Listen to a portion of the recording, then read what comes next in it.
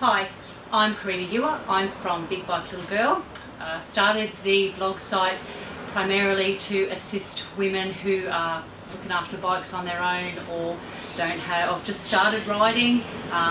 Even new riders, that's absolutely fine. I don't mind if men assist us on this site. You guys have probably got a whole lot more experience generally with bikes than we do, or at least than I do.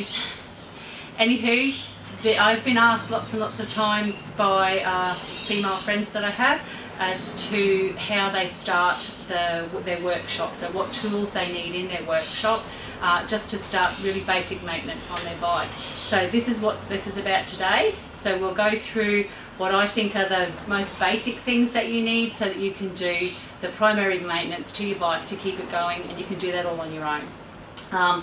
I think that a basic set of tools is really important, and that's primarily because you're going to look a little bit silly going to a motorcycle shop if all you need to do is tighten a mirror up, or charge a battery, or do something just minor. So this is just some stuff to start with. All bikes do come with a really basic toolkit. They're usually in a wrap like this.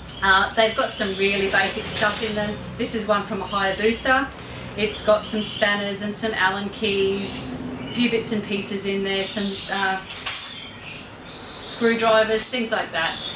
If you want to use that as a basis for what you should get, that's perfect. I wouldn't be using it in any way as the regular stuff you use to fix your bike, because you will come unstuck. This is really just to help you out if you get stuck on the side of the road. So we'll pop that aside. The first thing I think you need, and probably the most important thing, is a trickle charger. Now, a trickle charger is meant for a bike battery. These are about 12 volts. You can use a car charger on a bike battery, but be really careful because those can overcharge your battery and damage them, which is why these ones are perfect. Car chargers, car batteries, motorcycle trickle chargers, motorcycle batteries. So these are really, really easy. You plug this into the wall and then this onto your battery. So red to red, black to black. If you go in that order, you really can't go too wrong. If you go red to red, black to black, you won't really arc out on the bike frame. Shouldn't anyway. Bike batteries don't put out a huge charge, unlike car batteries. But if you stick to that, then you really won't get that zap that everyone seems to be scared of. And when you take it off, same way, red off, black off, and it's a bit easier, less scary. Okay, so this is what they look like. When you're charged, these lights will actually light up the green. It'll come up green when it's completely charged, and a trickle charger will then turn off. Okay, so a trickle charge battery does exactly what it says it's going to do. It trickles charge into the battery over an extended period of time. Now, if you're like me, and you may or may not have left your lights on a couple of occasions and gone down to use your bike the next day, this is really important, and that's why I own one. Okay? Right, the next thing is making sure that your tyres are right. Now, you can go to a service station, and you're most welcome to use the service station tyre pressure gauges that they have there. There are a couple of problems with that. One, by the time you get there, your tyres have already heated up, so you won't get an accurate reading. And the second one is that at best, those service station ones are, let's call them dodgy. Well, they can be dodgy unless they're brand new, because people just don't care about them. So I would recommend you just get a really basic air pressure gauge. Really long neck on it makes it a little bit easier to be able to attach this part here to the valve on your bike. Okay, so it's pretty easy to use, and it'll measure here and tell you how much pressure is in your tyre. Now, your manual will tell you exactly the pressure you're supposed to have in your tyres when you get the bike new. However, over time, tyre compounds, makeup, how they build them does change, so the pressures that you need in those tyres will change. So we have some old bikes here. I have a 1985 Gixxer that I keep looking at. So the tyre pressure that's recommended in its manual is completely different to the tyre pressure we put in it now, because the tyre compounds and the structure of the tyre has changed so much over time. So we go with manufacturers of the tyres for those, but we'll talk about that in a different edition. So all you do is you pop these onto your valve and you check the tyre pressure. I would do that once every 2 weeks. I ride my bike quite a lot, so you know, that way you know that it's got the right amount of grip on the ground. You've only got a very small contact patch, so you want to make sure that you're using exactly the right amount. Don't overfill your tyres, almost as bad as not filling them at all. Okay, so this is what these things can look like.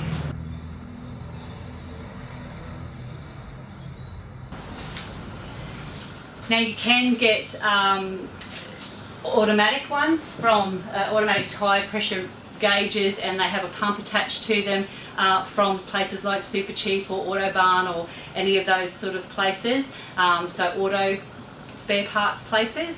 You can put the amount that you want to pump your tyre up to or bring it down to into that digital equipment, and then it will adjust your tyre accordingly, just like the ones that you can get at the service stations or garage. Now the next thing that I think you will need is a tyre pump. Surprisingly, if you want to check your tyre pressure and then it's too low, you might need a pump.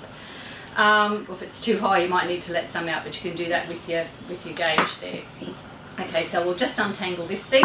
These are really, really simple ones. They only cost around $20, $25 I guess if you're a bit unlucky. You can get them on eBay. Most of this stuff you can get on eBay. All of the stuff I'm recommending you can certainly get in a hardware store, so it's not really hard to find any of this stuff. Now your pump, this is a 12 volt pump. It can attach to your bike battery, or we have a spare battery that we tend to use. Again, red to red, black to black. Don't be too scared of it. This part here goes to your valve, and you just turn it on and it just pushes air through. It's really not rocket science, really easy to do, and there isn't really then any excuse for you not to have the right pressure in your tyres. So I'll just give you a close-up of what these look like.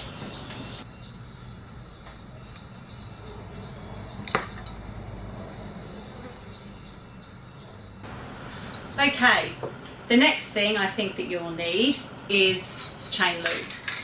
If you obviously own a belt-driven or shaft-driven motorcycle, you won't need to watch this little bit, but chain lube is really, really important for obviously chain-driven bikes, and that's the majority of them, to be really honest, especially sport bikes. So this is really easy to apply, takes all of a couple of minutes, and I will be running through how to do that.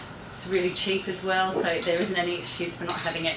If your bike's been out in the weather and the chain's starting to be washed too much, so it becomes dry really, then you need to put lube on the chain. Every time I wash my bike, which is pretty regularly, I lube my chain.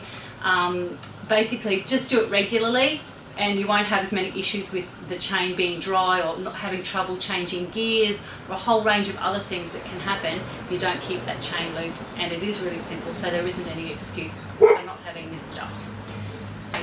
What we're going to look at now is some of the actual tools. Those things, these are tools I guess, but they're more things to use to keep you on the road. These are things that you'll be using to pull bikes down, put them back together again, tighten things up, loosen things off, whatever you need to do. So the first of these will be the Allen keys, hex sets. Now they're called hex sets for a reason. This is why. They're hexagonal in shape, so it's really pretty easy to work that one out. Okay, so because they're hexagonal in shape, there's a very specific bolt that you use them on. So mostly for the bikes we have, certainly the sport bikes, you'll use these a lot. Obviously on cruisers they have fewer bolts like that, but they do have them. Any of the case covers or anything like that tend to have the Allen head bolts. Now these are a T-bar, so you can apply downward pressure with those ones to get in and loosen off bolts or tighten them up a little bit. With all things motorcycle, don't tighten it too much because you really don't need to. The other way you can get them is on a rail like this. I'll show you what that looks like up close. So the rail attaches to a socket set, one of those ratchet sets. So that's why we use these ones, because sometimes it's easier to, once you've got the Allen head into the bolt, you don't want to have to take it off. because it's really tight inside a motorcycle, so it can be much easier to be able to use these. Depends on the situation. You don't need all of these, please don't think you do, but as you go along you'll find use for all of them. The third type is the ones you're probably used to seeing. Now these obviously give a longer lever, so if you don't have a lot of strength and you can't manage to undo a bolt, or you can't manage to do it up tight enough, then you can use that lever end to give you some more strength. So that's just basic physics. Yeah, it is actually just basic physics. So you can use that lever where you don't have the strength to do other parts. Also, because it's only quite low this way, you can get into tight spaces. You can also obviously use them up this way. Again, it depends on what you're working on, where you're working on your bike, and what particular tool you'll use. None of these are expensive, we just use them all the time, so they're a really important part of your toolkit.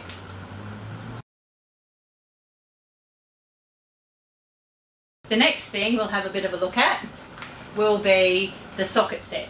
Now, we use a ratchet style socket set, so if you can hear that noise, that's the ratchet that you're used to hearing. That means that you can get this in on a really tight spot in your bike, you don't have to pull it off again. So it just stays in against that bolt head. So these are more the traditional bolt heads that you'll see, open-ended and ring-end spanners. So they are very useful. You tend to use really large sizes on bikes, but there are a few that are big that need the bigger spanner sets. They generally come in a set like this, so you'll have an 8-piece. But you'll tend to use only the smaller ones.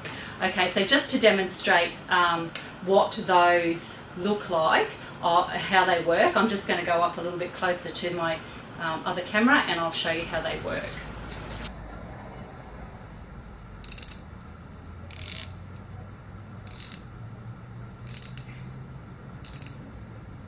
Okay, same on the other end. It has just a little tab here, so you don't have to take this part right off the bolt and then try to get it back on. You can leave it where it is and you can move it. They also have a directional thing so that you know that you're either tightening or loosening the bolt.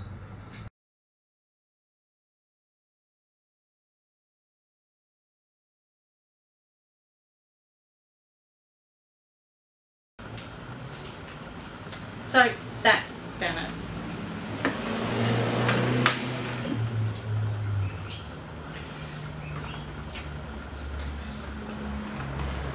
Okay, this is a socket set. So this socket set's just a basic 40-piece socket set. In this one it's got some very small Allen keys. It's also got some star or Phillips screwdriver heads or star screwdriver heads. They are actually star ones too for very specific bikes and very specific things. And it's got some flat blades in there as well. They don't all come with those. These are the things that you really need, because those go over your bolts and they go onto a little ratchet. Okay, so the ratchets generally come with long pieces as well to give you some more reach in or to give you some more strength to move it around. You can loosen or you can tighten depending on which way you turn the little clip at the top. Now be careful when you buy your tools, make sure that you buy the right ones. They come in metric or they come in imperial, and some sets like that little set have both. Now metric and imperial don't go vice versa. So most Japanese sport bikes, most Japanese bikes are metric, and a lot of European bikes are metric as well. The ones that don't tend to be metric, although I imagine they're moving over, would be Harleys. A lot of the parts are now made in Japan, so I assume, I don't know, I don't own a Harley, that a lot of those parts will then be in metric, so you'll start to see the metric system come through to Harleys. I'm not sure, so please don't kill me for that one. I'm just making an assumption, which I suppose makes an ass out of you and me. Anyway. Okay, the other thing I use a lot of are these.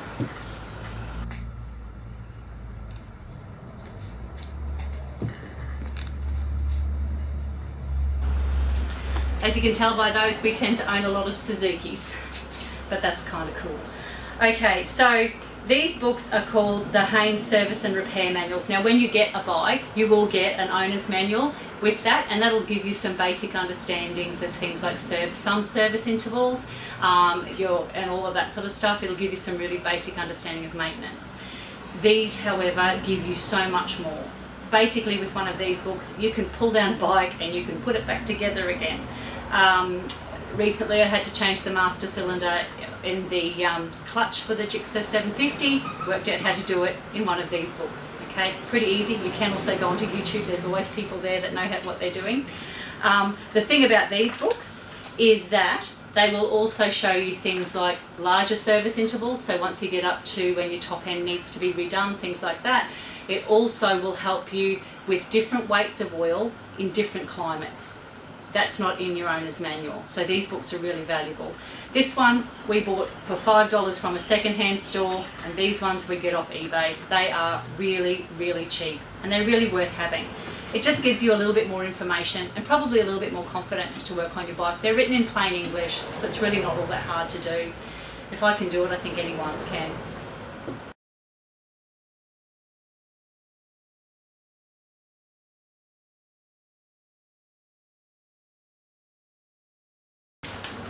Right, let's talk about these little things. I'm not really adding them to your list of things to have as tools, but I don't know any motorcyclists that don't own them, so let's have a chat about them. They are cable ties or zippy ties, and this is duct tape, 100 mile an hour tape, gaffer tape, whatever you want to call it. So this holds things on and this holds things together, and you'll be surprised how many bikes are either temporarily or permanently held together this way. It does come in handy. They really are meant for, well, probably not meant for using on motorcycles in any permanent way, but we all do it at some point, particularly race bikes. Race bikes have these all over them. So they will hold up at speed if that's what you're worried about. My C109 RT, the cruiser, it had these to keep the all the cables at the front of the bike together and neat. So you can use them regardless of what the bike is. It will keep things together. So just be aware, you can get those from dollar stores, they're not expensive, just have it there just in case you need it, you just never know. Okay, the next thing we'll talk about is bike stands. So these are rear stands, and I would recommend that you at least have a rear stand for your bike. I've got two here because one is for the newer style bike with pickup knobs, and one is for the older style bike with the stand that comes up underneath the swing arm. Now, sometimes it's cheaper to buy your rear stand with a front stand. That's really why I've got the front stand there. You will need the front stand if you're going to do some more, bigger work on your bike.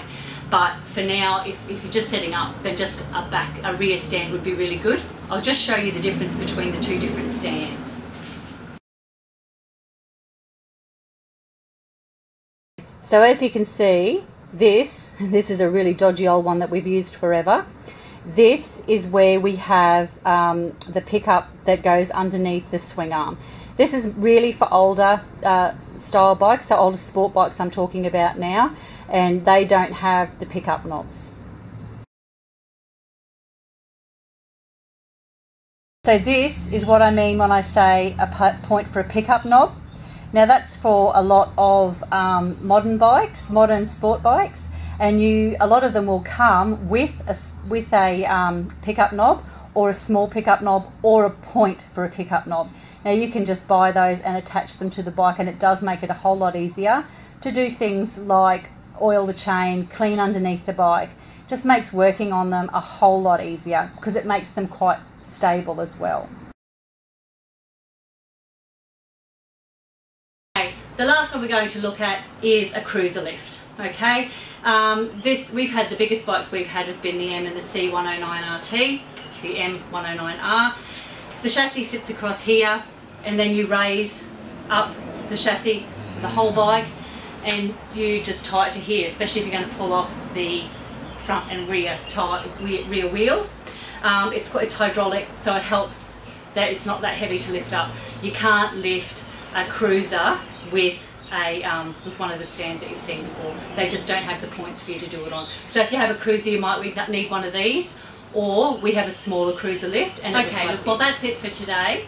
Again, I'm Karina Ewer, I'm from Big Bike Little Girl. If you have any ideas that I could have added to that list or things you don't agree with, please feel free to comment. Keep it nice. This is meant for the very basic work on a bike, and it's meant for people who are starting out on their own if they don't have someone to help them. I want to make it a little bit less stressful, a little bit less mystifying. Just want to see if we can help some people to start their journey on motorcycling, because it's an enjoyable sport. We all love it. Sport, recreation, we love it. So let's just share a little bit of that joy with people. And I find, from my experience, people just assume that girls have men with them, and we don't always. I'm lucky enough, my hubby's been wonderful to teach me most of this stuff. Not everyone wants their woman in a shed with them, and not every woman has a man to help her out. So that's part of it. We also have a lot of new riders out there who don't know who to ask. So this is the beginning. Happy to have your comments, happy to have your assistance, and any ideas that you'd like to see for future blogs that I put up. More than welcome to tell me what you think. Thanks very much.